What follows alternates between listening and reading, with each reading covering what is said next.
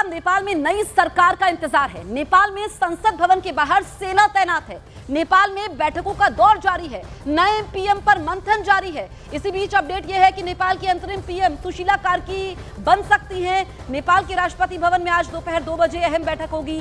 Army chief justice बैठक में शामिल होंगे। राष्ट्रपति भी बैठक में शामिल हो सकते हैं। सीपीएम नेता भी इस मीटिंग में शामिल होंगे। तो एक बार फिर से सुशीला कार्की का नाम सामने आ रहा है। नेपाल में जो तख्ता पलट हुआ है, जो जेनजी ने पूरे नेपाल को आग में झोंक दिया, उसके बाद किस तरीके से वहां पर सरकार गिर गई। अब संसद भवन के बाहर सेना तैनात है। बैठकें लगातार वहां पर हो रही है। नए पीएम पर जो मंथन जारी है, इसमें जानकारी ये मिल रही है कि अंतरिम पीएम सुशीला कार्की बन सकती हैं।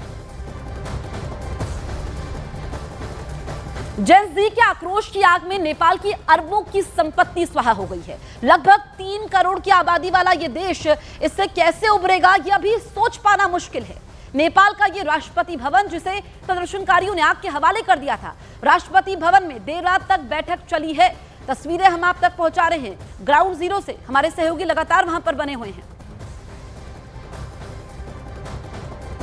इस वक्त हम नेपाल के राष्ट्रपति भवन के बाहर मौजूद हैं। राष्ट्रपति भवन को भी जब हिंसा हुई तो इसको भी आग के हवाले कर दिया गया था। आप देख सकते हैं राष्ट्रपति भवन का जो एक तरफ का जो पार्ट है वो पूरी तरह से जल गया है।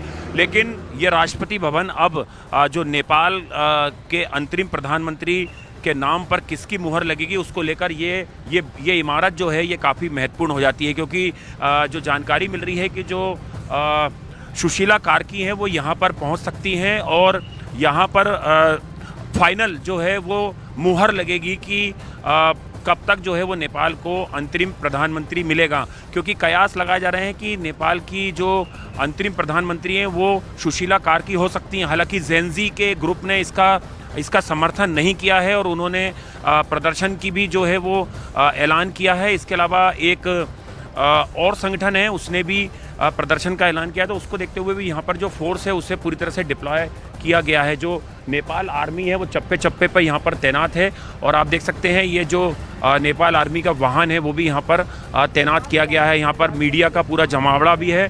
और अगर जो सुशीला कार्की हैं उन्हें नेपाल का अंतरिम प्रधानमंत्री बनाया गया तो यहीं पर जो शपथ ग्रहण है, जो ओथ है, वो अंतरिम प्रधानमंत्री ले सकती हैं। तो अब सवाल यह है कि नेपाल में आगे क्या होगा। आगे और भी ग्राउंड रिपोर्ट दिखाएंगे, लेकिन पहले ये हम आपको कुछ ग्राफिक्स दिखाते हैं कि विकल्प क्या क्या बचते हैं। देखिए, इसमें पहला विकल्प क्या है, सेना अंतरिम सरकार का गठन करेगी, ये पहला विकल्प है। इसके अलावा बात करते हैं दूसरे विकल्प की, सेना चुनाव करवाएगी। ये विकल्प बचते हैं और नेपाल में आगे क्या होने वाला है इन विकल्पों के जरिए हम आपको बता रहे हैं। तीसरा विकल्प यह है कि सेना का राज जारी रहेगा, क्योंकि अभी वहां पर सेना तैनात है। चौथा विकल्प यह है कि राजशाही की वापसी होगी। तो यहाँ पर 4 विकल्प ने हमने आपको बताया कि किस तरीके से अब वहां पर सेना अंतरिम सरकार का गठन कर सकती है। नेपाल में आगे क्या होगा, इस पर सबकी निगाहें टिकी हुई हैं।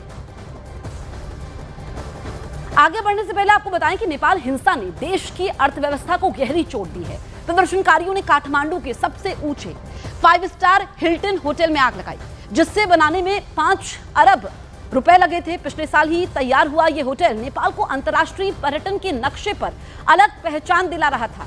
बीमा कंपनियों का अनुमान यह है कि कुल क्लेम लगभग 31 अरब रुपए तक आ सकता है, जो 2015 के भूकंप के नुकसान से 3 गुना ज्यादा है। एक्सपर्ट्स का कहना यह है कि यह नेपाल की अर्थव्यवस्था के लिए सबसे मुश्किल समय है।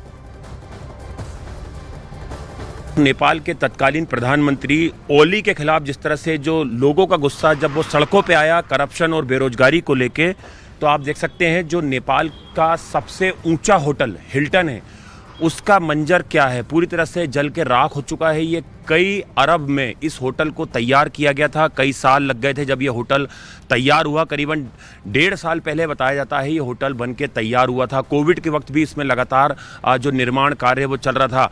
नेपाल की एक तरीके से सांस्कृतिक इसमें झलक जो है वो देखने को मिलती थी। इसमें अंदर कई तरह के जो हैं वो ऐसे उपकरण लगाए गए थे ताकि जो लोग यहाँ पर रहने आए तो उन्हें एक अच्छी ज़िंदगी का अनुभव हो। तो आप देख सकते हैं ये हिल्टन होटल जिसका क्या हाल हो रखा है। ये करीबन 15 से 16 फ्लोर का ये पूरा होटल है और करीबन 150 से ज़्यादा कमरे इसके अंदर थे, जिसमें कई स्वीट्स थे और वीवीआईपी कमरे भी इसके अंदर थे कई सारे, और आप देख सकते हैं पूरी तरह से जल के ये राख हो चुका है। जैसा कि मैं आपको बता रहा हूँ कि कई अरब रुपए लगे इस होटल को बनाने में। जाहिर तौर पर जो आर्थिक रीढ़ की हड्डी है वो भी कहीं ना कहीं टूटी है नेपाल की, और जिन लोगों ने इस होटल का निर्माण कराया था, तो ये होटल आप देख सकते हैं पूरी तरह से जल के राख हो चुका है। ये नेपाल का सबसे ऊंचा और सबसे आलीशान होटल हिल्टन है, जिसका क्या मंजर रहा होगा आप देख सकते हैं जब इसको आग के हवाले किया गया। ये इसका मेन एंट्री गेट है और यहाँ पर पुलिस हेडक्वार्टर है। इस तरफ आप देख सकते हैं यहाँ पे पूरी बैरिकेडिंग कर रखी है और अभी यहाँ पर जो इलेक्ट्रिसिटी वगैरह लगाने का काम है वो लगातार जारी है।